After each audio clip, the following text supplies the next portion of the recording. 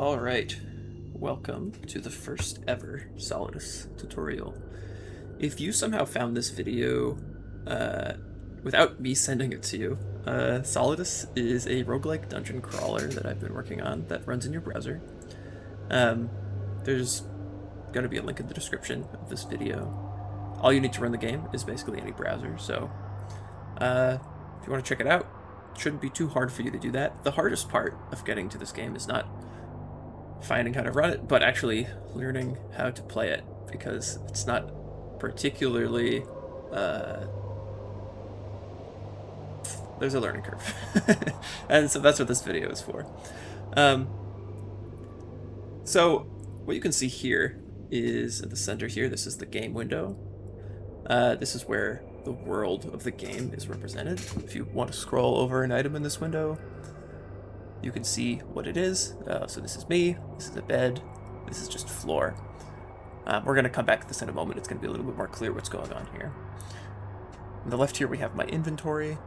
So items in my inventory are in this list here. I can click on them and I can see information about those items here. I can scroll over pretty much anything here to find out what it means. And we'll go over all of this in a moment. On the right here is your character info.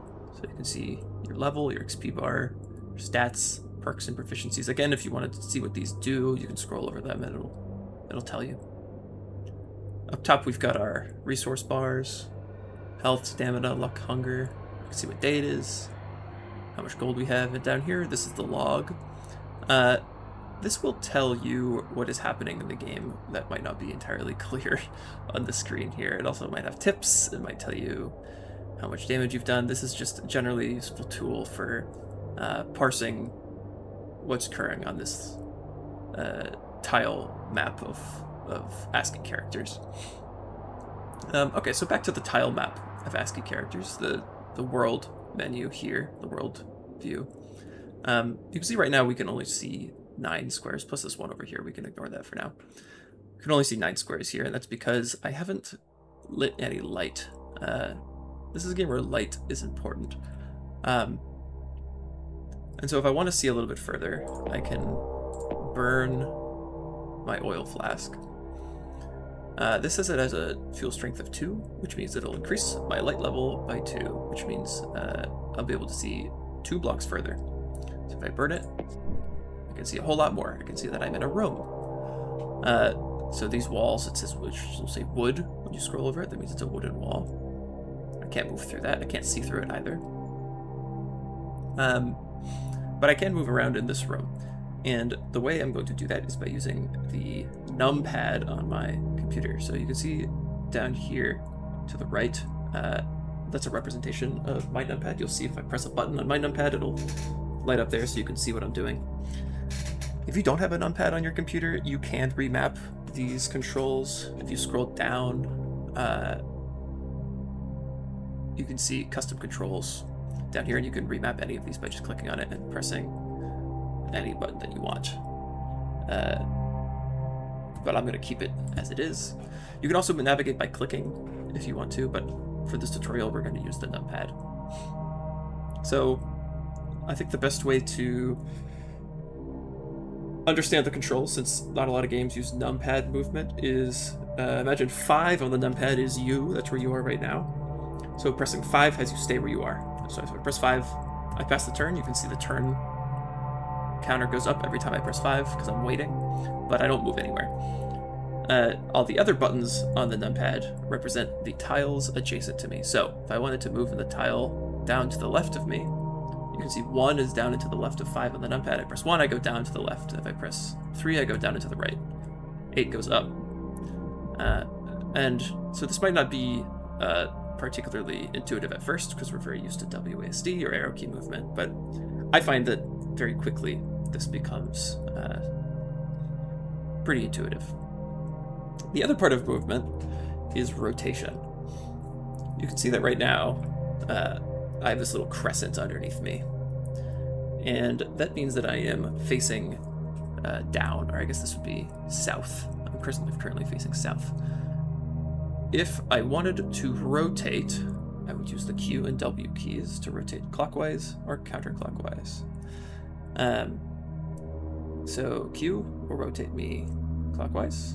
Sorry, Q will rotate me counterclockwise. W will rotate me clockwise. And you can see that my vision range will change as I do that.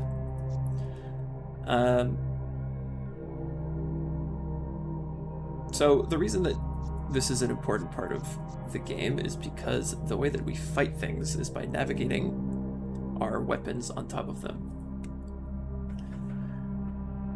You can see that I have a rolling pin in my inventory. It's not currently equipped, but if I were to equip it by clicking this equip button, it would appear in front of me. So this is my rolling pin. I'm holding it right now. So now if I rotate while holding the rolling pin, you can see it moves through the world. And so if I wanted to use this rolling pin to hit something, I would just move myself so that the rolling pin collided with whatever I wanted to hit. So if I wanted to hit this bed, I could go up, and then I could rotate counterclockwise with Q and hit the bed with the rolling pin. So you can see I swing my weapon into the bed. I dealt 2 damage. It was a devastating blow. The bed was destroyed. So the bed is no longer here because I've destroyed it with my rolling pin. Perhaps the bed should have a little bit more health so that it cannot be destroyed by a rolling pin, but that's a problem for another time. So those are the basics of movement and combat, and so let's practice them by fighting a goblin if we can find one. You might see that my vision range is quite larger than it was when I was inside, and that's because this lamp is producing a little bit of light, and so I can see the light that the lamp is producing. I can look around, I can explore. Much of the game is exploring through environments like these. Huh, well, we haven't found any monsters to fight, but we did find a chest and a cabinet. So these are objects, these are containers that we can loot. And the best way to loot these containers is simply to move up to them and to push against them. So since this is up and to my right, I can press 9 and push against it, and I'm now looking inside of the chest. And you can see that I found 1 gold in the chest. That has automatically been added to my gold here. I can also see that in the chest is a wooden mace. So when you enter a container, your character info over here is replaced with the inventory of the container. You can still view your character info, but by default it will show you what's in the container. So much like my inventory to the left here, this is the container's inventory, and it has its own little window to show you what you're looking at. So now I'm faced with the choice of comparing my rolling pin with the mace. Convention would tell me that the mace is probably better, but let's see what the stats tell us. On a weapon, you will see 2 different sets of stats. Oftentimes, not always, but most of the time. You'll see something that says normal and something that says either jab or swing or strafe or draw, and those are all the different types of strike. So since moving a weapon onto an enemy is how you attack the enemy, there are a few different ways you could do that. For example, if I wanted to hit the chest right now, I could rotate my weapon into the chest. Uh-oh, a rat just came out of this cabinet. That's actually great, because we're talking about strike types. So, but you can see that I've swung my weapon into the chest. I rotated my weapon to hit the chest. But I could also move forwards to move the rolling pin into the rat right now. I'm going to do that. And you can see that I've jabbed the rat. That's different from a swing. A jab is an attack where you advance onto the enemy. And so if we look back, I'm going to kill this rat real quick so we don't get attacked while I'm doing this. The rat has died. And I did so with a swing attack. So if we look back in this chest, you can see that the wooden mace and the rolling pin each have a normal and a jab attack. So these are the values for any attack you make that is not a jab attack here. And these are the values for any attack you make that is a jab attack. So you can see that a mace is not quite as good at jabbing an enemy as it is at being swung at or drawn into an enemy or any other strike that you could make. Similar to the rolling pin. The values here that you see are damage, stun, and heft. Damage represents, obviously, how much damage the weapon does. Anytime you hit an enemy with the weapon, it'll do anywhere between 0 and the damage value shown. If you're proficient with a weapon, it's more likely to be higher on that range. So you can see I'm proficient with the rolling pin. That means the rolling pin is more likely to give me max damage because I haven't than the wooden mace is because I haven't practiced with the wooden mace. Stun value is the maximum number of turns that an enemy might be stunned by the attack. So a stunned enemy will appear in lowercase. They won't move, they won't attack you, they won't do anything. And any attacks against them will automatically be crits, which will do double damage. So that's a pretty valuable statistic. And heft determines how heavy the weapon is. That's how much stamina you have to use when you attack it. You can see that after attacking that rat and also the chest, my stamina has depleted a little bit. That's because each time I attacked, my stamina was reduced by 1. Stamina can be replenished quite easily by simply waiting, by pressing 5 as we discussed earlier. So if I just wait, it'll replenish by 2. I strongly recommend you do this as much as possible. You always want your stamina to be topped off. Kind of think of this as after fighting a monster, you would take a moment to catch your breath before continuing through the dungeon. You wouldn't barrel onwards while on the verge of exhaustion. You'd take a moment to make sure you're not going to enter whatever next encounter you run into half exerted already. So looking at the mace compared to the rolling pin, the rolling pin actually looks pretty good. The damage is the same.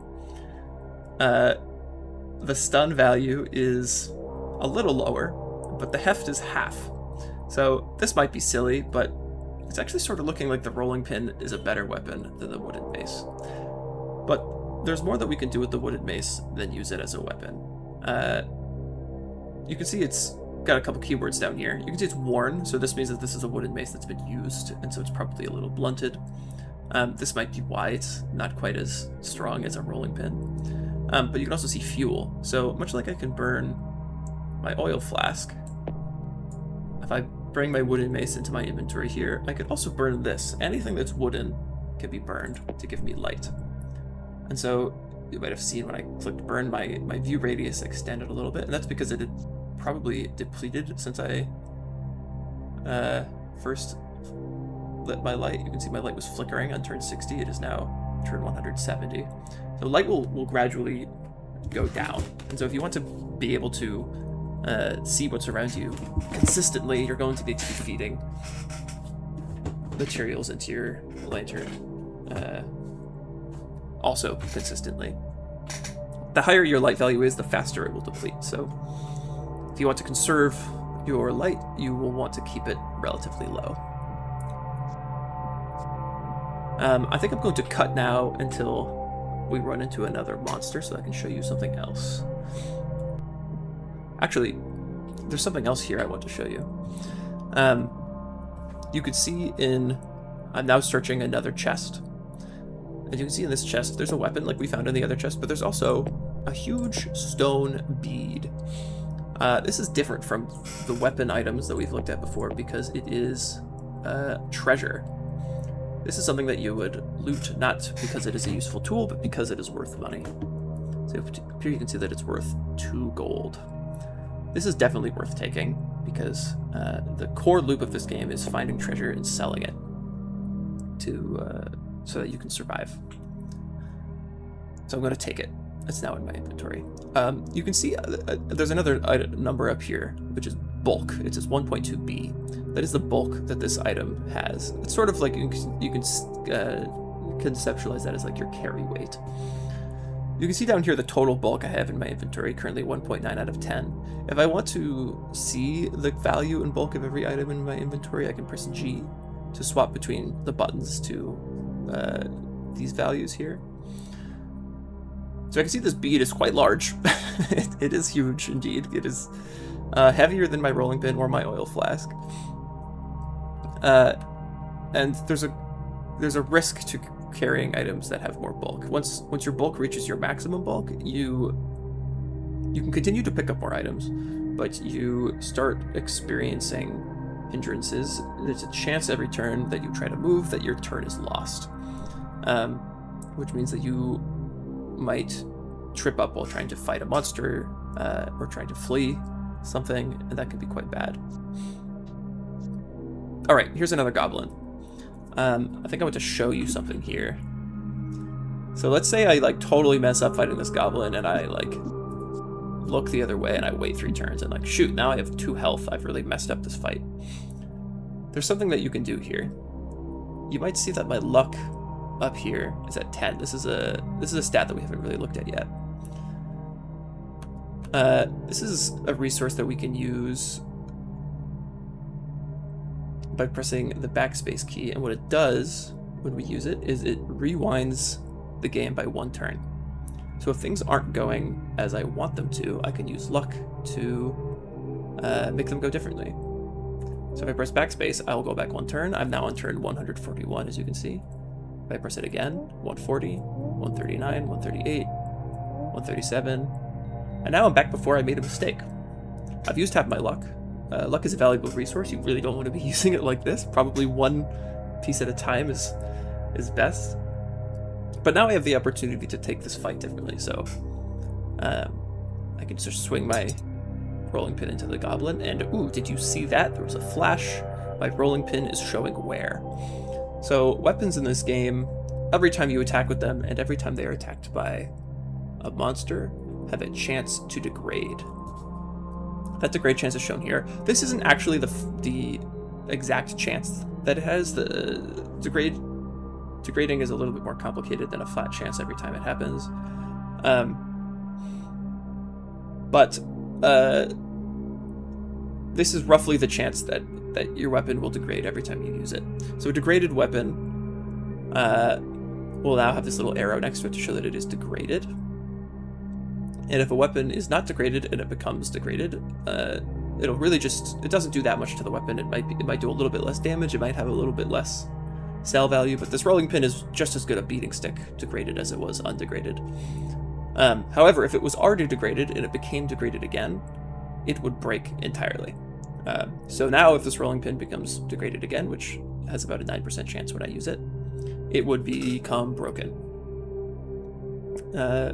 So now I have to make the choice, do I want to use a piece of luck to undo the weapon being degraded? I actually think no, but I can do it just to show you. So I press backspace, I went back 1 turn before I hit the goblin. The weapon is no longer degraded, I can hit the goblin again, and this time the weapon didn't degrade.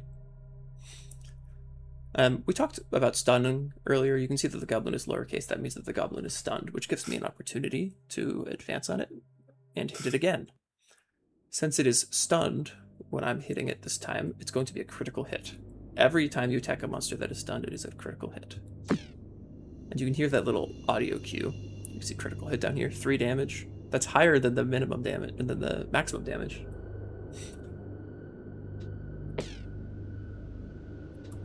And I've killed the goblin.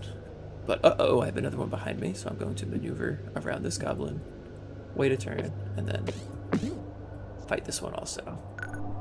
Got some gold. Much like we can loot containers, you can also loot the corpses of monsters by pushing up against them. So my goal right now is to get out of this dungeon. This is something that was communicated to me at the very start. This is sort of the lore of the game. As it starts, you wake up in the dead of night. Goblins have attacked your village. Escape. And so I'm trying to escape this dungeon, and I'm quite close to doing that. You can see the houses are getting a little bit more sparse. I'm seeing shrubs around me. There's an ogre here that I think I'm just going to run away from. And as I reach the end of the map, I will see this checkered line. This is the exit of the dungeon. So I could just, in order to leave the dungeon, I just walk into the exit, like this. And here, I have now entered the world map. So, the controls are the same as in the dungeon, but there's no longer any directionality. And this is a much larger scale. So, this tile right here, this is the village that I just left. This is the entire dungeon that I was just in. It's just in this one tile. You can see I'm here. I'm now to the east of that dungeon. I cannot see very far, but I can see the light from a town to my south, and I can see a goblin keep to my east. I can also see some forests to my south. Something that's unique about this part of the game is the fatigue bar. So every time I move on this screen, I probably want to go to the town, so that's where I'm going to go. Every time I move on this screen, the fatigue bar will increase by 1. So that kind of controls how far I can travel without resting. You can also see that hunger will deplete a little bit faster here. Hunger gives you slight bonuses to your stamina when it's high, slight detriments to stamina when it's low. But now I'm adjacent to the town, and so I can enter the town just by pushing up against it. And here I am, in town. So this is a safe place. It's not fully developed yet.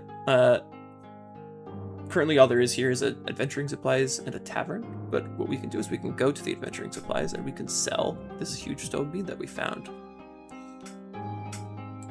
Get a little bit of gold. We do not have a lot of gold, but we can see that there's some stuff that we could buy if we did. I suppose we could afford a potion of poison, which doesn't really do anything for us, or a wooden halberd if we wanted a heavier weapon. But what we really want is probably to rest.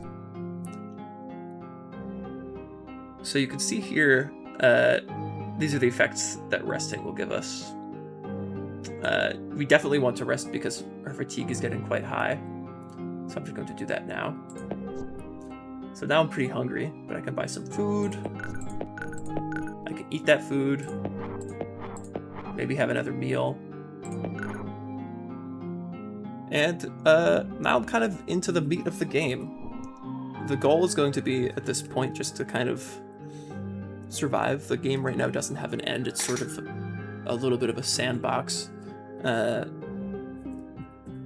if I wanted to explore, I could leave the town, I could wander over here, see what I find, enter this dungeon.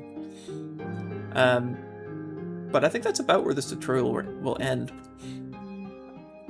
Really, at this point, it's a game of exploration. Currently, this map won't update or change each time you play. I intend for it to be procedurally generated, but right now it's not. Yeah, so that's going to be the base tutorial for the game. I think in the future I'm going to maybe put out another more complex tutorial. There's some mechanics I didn't get into that aren't all that important as you're just getting started. Keybinds are... I really would recommend learning like the hotkeys, navigating your inventory with hotkeys, and those things are, it feels a lot cleaner to me than using the mouse, but, you know, other people who've played this game actually disagree, so play the game how you want to play it. If you end up coming up with a custom control scheme that you like better than what's in the game right now, let me know. I'll add it as a preset. You can see a couple presets that people have already asked for that I've just added here. Yeah, that's Solidus. I hope you enjoyed playing it. I'm not sure if I mentioned this already, but there should be a link in the description to where you can play the game. I think I'll also add a link to my Discord. If you're not on there, you can give feedback. I'm always taking feedback. I think that's one of the most important things for me at this stage in the game. And yeah, thanks for watching. Hope you enjoy.